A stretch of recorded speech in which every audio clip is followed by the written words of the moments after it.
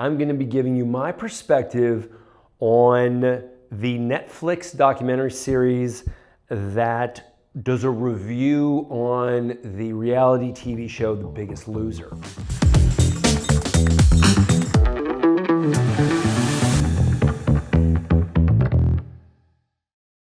Hi, my name is Jaquish.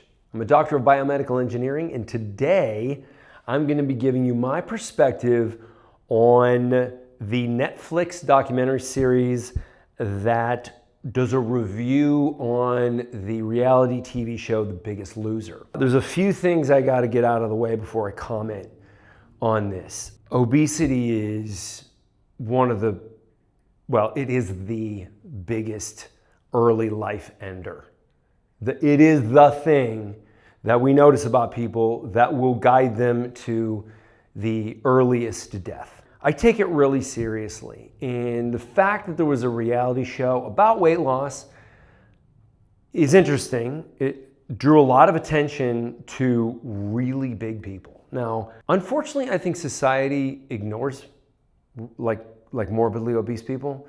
I think they typically either work from home or don't work and kind of hide out and don't interact with society much, and I think that's just a really sad way to be.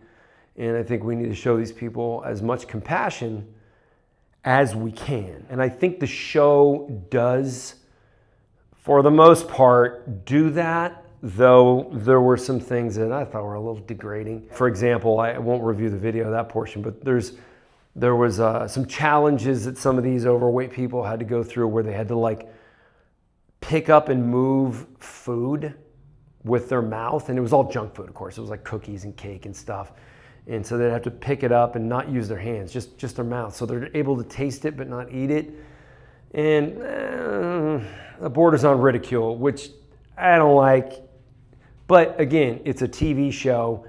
They got to show something.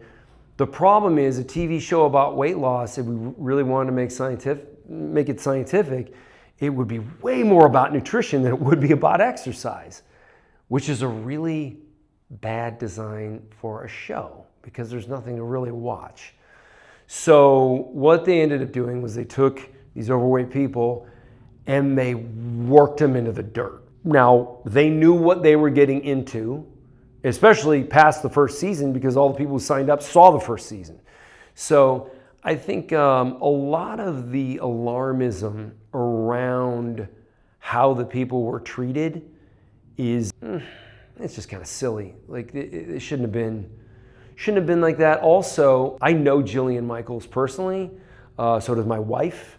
We were together at the Trump's inauguration, more specifically at the Make America Healthy Again events that were leading up to the inauguration of the president. And I think Jillian is an amazing person, very thoughtful. I think some of the things she was criticized for in this documentary were almost putting unfair pressure on her. Like, one of the things that she was criticized for was giving sort of life kind of counseling advice to people without being a licensed therapist. Well, you know what? When you're working out with people, sometimes you just need to give them advice and tell them to do it in a better way or something. You gotta give them feedback. You can't just let them fail right in front of your face, especially if you're in charge of training them. And that doesn't always come out as nice, because what we're doing is hard work, or what they're doing in the show. What I say we, because there are some really overweight people that I help. I think this show did a really good job of approaching it with compassion, especially from the side of the trainers, Jillian and her associate. His name is slipping my mind at the moment, but he was good too. And so I think if you watch this documentary, you need to run it through the filter of the idea that if anybody didn't do exactly the perfect thing, it might be because that's not their role. So here's another example in the show. I believe in episode 2, we were shown somebody who would pass out during some of these challenges. So the physician of the show told her to just take it easy and focus more on her diet and less on the exercise.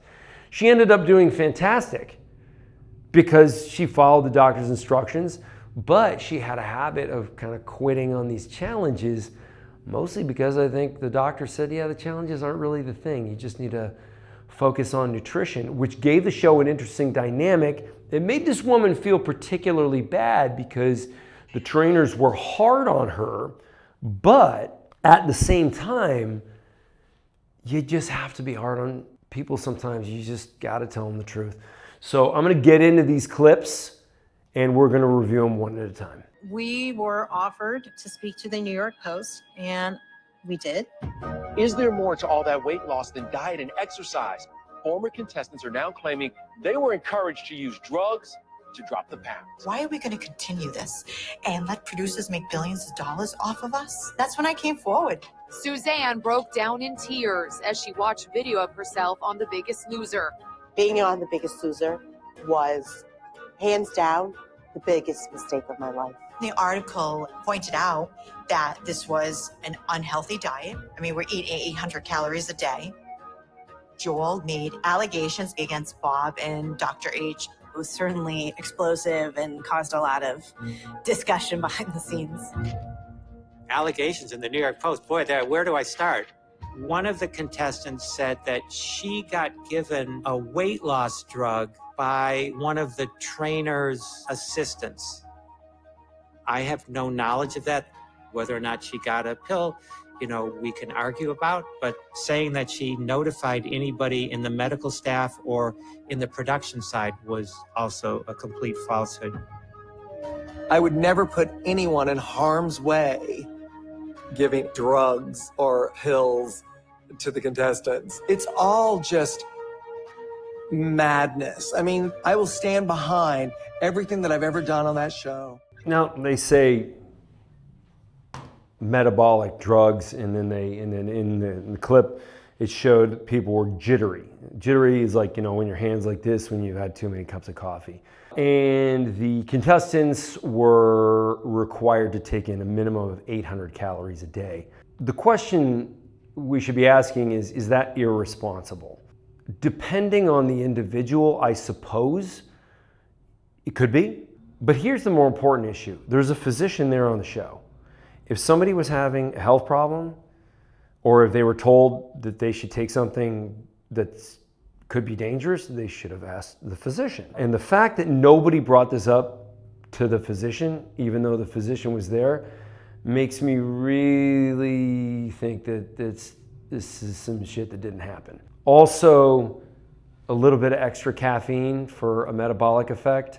I mean, pretty much everybody out there does that every day. I mean, in fact, everybody kind of overdoes that at Starbucks every day. So I'm thinking it was a vasoconstrictor type medication, like a caffeine pill. And later on in the show, they talk about caffeine pills. Yeah, there's no irresponsibility there. I think the people that are complaining about it are people who just didn't do well in the show. And, they're kind of looking to complain. Let's check out the next clip. People will do a lot of things to win. My name is Rachel Fredrickson. I used to be a national level swimmer, and so much was on the horizon. I've lost a huge part of my identity, and I want a second chance to take control back. Hi everyone, I'm Olivia and this is my sister Hannah. Since coming in first and second on the show, we've traveled across the country to spread the message that all of us can make a change. There was a finale that Rachel Fredrickson was on, and us and several other alumni were asked to be on that finale. All we needed was a second chance. And let's face it, if we can do it, you can do it. Right on? Rachel came out and she had lost so much weight, it was shocking. Jillian and I were just in horror. She was very thin. It was kind of startling. Mm-hmm. People's jaws dropped. People took Rachel Fredrickson as someone who took it too far, and not as someone who took the intended message of the show to heart. Stunned viewers took to Twitter to voice their alarm, saying, "This is the first time I've seen a contestant go too far. Also, I think it's kind of sad how young girls and teens are watching this as an example. So far, no word from NBC or The Biggest Loser." She was unhealthily thin, to say the least. Personally, I wouldn't have allowed it to happen, but I profited off of a platform that did. And this is when I was like, okay, I'm complicit and I have to leave. I think Jillian's right in a lot of this. I'm not going to sit here and say that The Biggest Loser was perfect or that The Biggest Loser didn't make mistakes, but we did everything we could to stay on top of their progress. When you look at the level of weight loss that was there, was she too skinny? Was she, looking like she was starving? I don't know, maybe. Yeah, sometimes people do take weight loss too far, but you got to keep in mind, weight loss isn't a diet, and we should all know that by now. It's a lifestyle change. And sometimes that lifestyle change doesn't settle in easy, because lifestyle change means habit changes. It means you're just living your life differently. That's hard. So I think that whatever this woman did, she took a more aggressive approach, thought that was necessary. Maybe she went a little too hard at it. There were no negative health implications. I do understand where Jillian's coming from, and that was kind of her cue to say, okay, we've made this extreme weight loss show a little too extreme. And she saw a problem with that, and I support that. I think if I had been in her shoes, I would have made a very similar decision. Let's check out the next clip. We live in a different era now, and so if you had a show today, it might just be people injecting themselves once a week. And welcome to the 82nd Golden Globes, Ozempic's biggest night. Ozempic. Is this actually a wonder drug? I always go back and I will see what Jillian Michaels says about things. You can't get off of it ever. 50% are going to have gastrointestinal issues. Vomiting, constipation, diarrhea, and then it gets more nefarious. Yo-yo dieting on crack. And I go, that's the way I think. That's the way I feel, And her deal is that, you know what? You get off of it, you're going to gain the weight back. I haven't gone on it. There's just something, I just don't feel at peace with it. Some people will be totally against this. I can only speak from my own experience, and this is what I had to do for myself to achieve a healthier heart lifestyle for me. I have never seen any intervention work as effectively as this. It gets rid of food noise. I think America is looking for a magic pill, but we've had a lot of magic pills before. We had Fen-Phen, we've had Belvic, we've had Meridian. It takes a long time to know what side effects of a drug are. It's going to be a while. This is it. Home sweet home. Remember, I got the idea for the show by an obese person desperately seeking someone's help to save their life as a notice pinned on a bulletin board outside of a gym. I choked up when I read that. If I were to go make The Biggest Loser today and start over, I'd have the balls not to put any prize on one. I'd fight like hell. We're not giving away a penny. Saving your life? Why do you put a price tag on that? I agree with the producer. Now, I think it's funny that they decided to get a review of what Ozempic does from a whole bunch of people who really don't understand GLP agonists. Now, I've done a few videos on this. If you want to find them, watch the one about Lizzo. GLP agonist peptides occur naturally in the body. In fact, if you take a statin drug to lower your cholesterol, you cut your natural GLP production in half, which is why a lot of people who get on statins put on a lot of body fat after they do so, because their appetite goes up. And so what the glucagon-like peptide does, GLP, is it mimics glucagon, which is something that tells you you're full or tells you you're closer to being full. So somebody who's been on a GLP agonist peptide, she says it cuts out the food noise. Very accurate description. Now, I have experimented with GLP-3. with a microdose. These drugs, like one of the producers of the show compared it to fen-phen. Well, fen-phen is ephedrine, and that's a chemical not found in nature. And it gave people some very bad cardiac side effects. So he's comparing that to a peptide that's naturally found in the body. Now, that is massively inappropriate. But he doesn't know that. And I mean, I think it's like the fact that they even threw the Ozempic argument into this documentary, I get why they're doing that. It's like we have a newer approach to extreme weight loss and it is better. And I agree with the people who are commenting that it is better because it is. There are some negative things about Ozempic or GLP agonists. However, the negative things that are seen, like gastrointestinal blockages, let's be clear. You're taking a peptide that slows down your digestion and tells you that you're full. If you have a whole bunch of fiber and your digestion is slowed down and you get an intestinal blockage, whose fault is that? Well, probably yours, because you should not be having fiber on a GLP agonist. Now, if your physician didn't tell you that, it's probably because your physician has had 0 days of education on nutrition, which is why one of the promises Robert F. Kennedy Jr. made when he took office was physicians are going to become educated on nutrition. In fact, from a modern medicine perspective, the biggest lever we have on our own health is our diet. And physicians don't know the first thing about it. So I don't want to be mean to, well, I shouldn't say all physicians. There's just plenty that do. Dr. Sean Baker, Dr. Anthony Chafee, Professor Bart Kay. He's not seeing patients, he's a professor, but I think he's probably the smartest guy in nutrition walking the earth today. These guys, they point out that a lot of the things that get blamed on certain foods are not because of those certain foods, or from other things. Or side effects of drugs, like what we're talking about.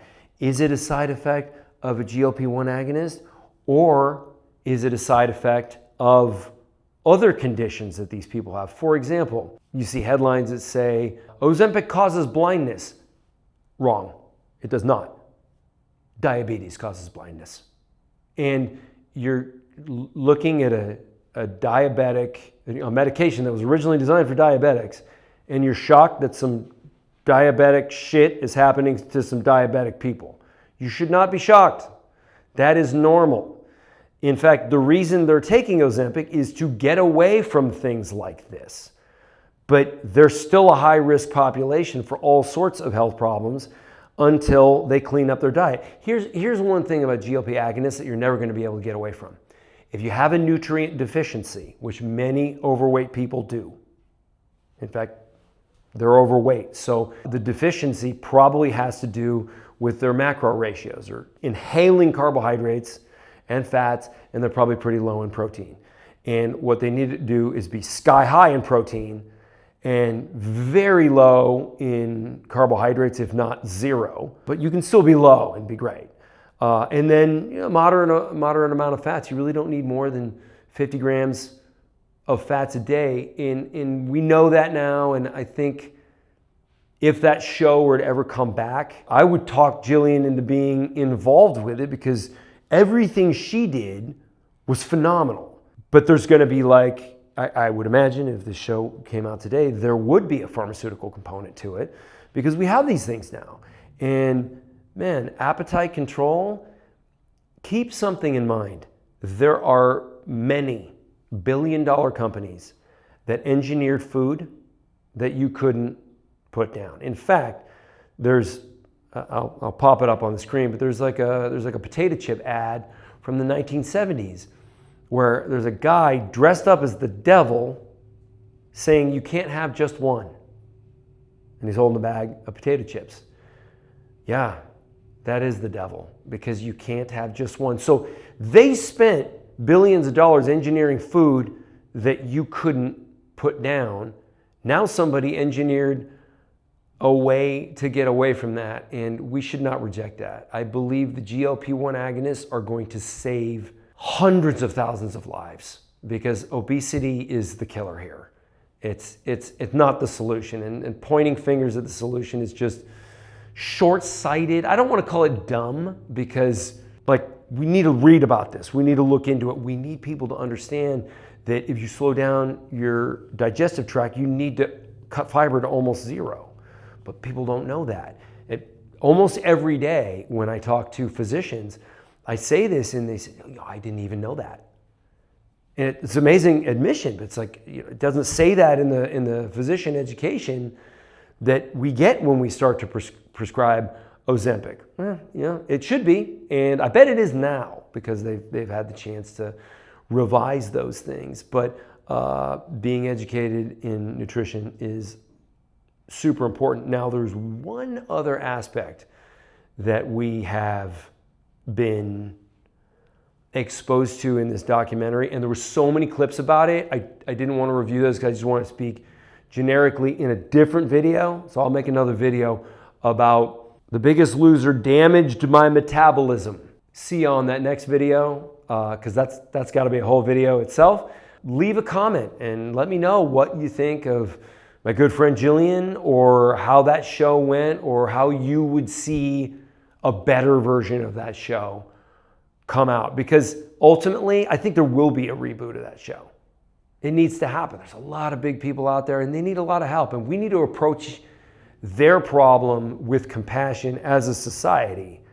Like, we can't make fun of them. We can't have them looking silly. So the whole like challenges where they pick up food with their mouth, that's got to get cut out. But there's something really important here. And I think the people who lost the weight and kept it off should be proud. The people who didn't, give it a shot at it. I don't think people should be allowed to easily give up. Now, if somebody legitimately wants to give up, okay, well, can't make everybody do it.